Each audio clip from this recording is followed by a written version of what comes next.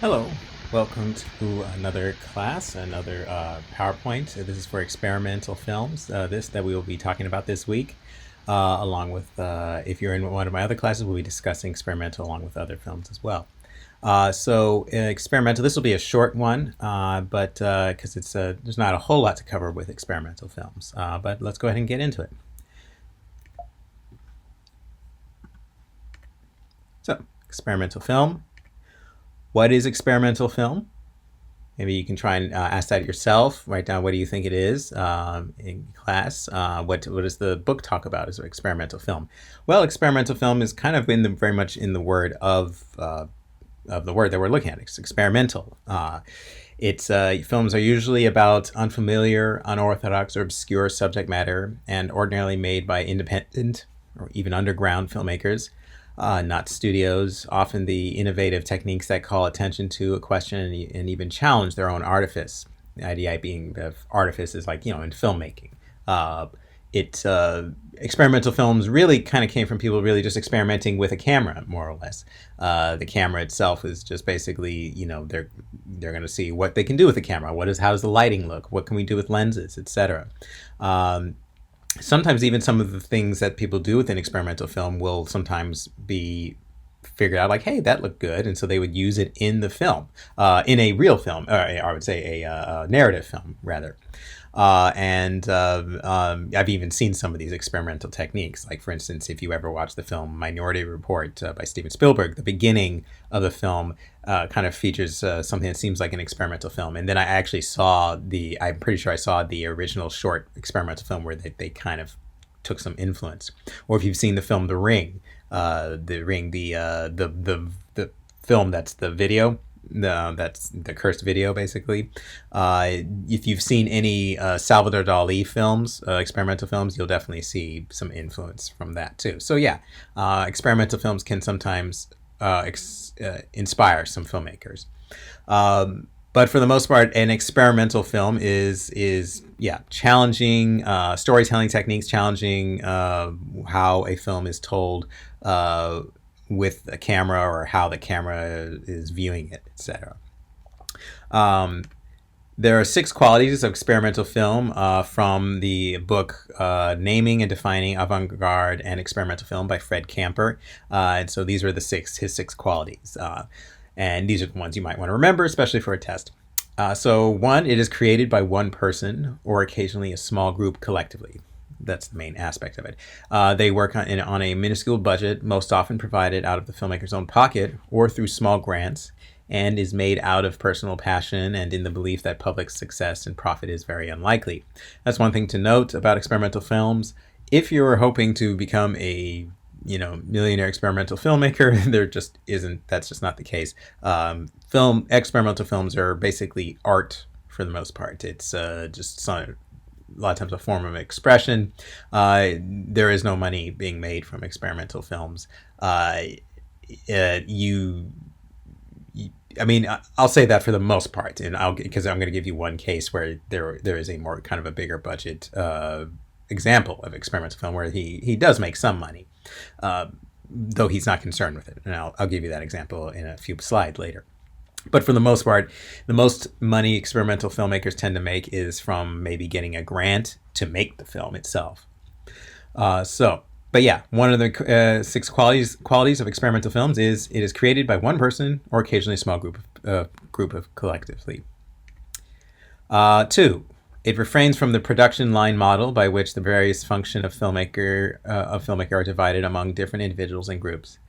The filmmaker is the producer, director, scriptwriter, director of photography, camera person, editor, sound recordist, sound editor, or performs at least half of those functions.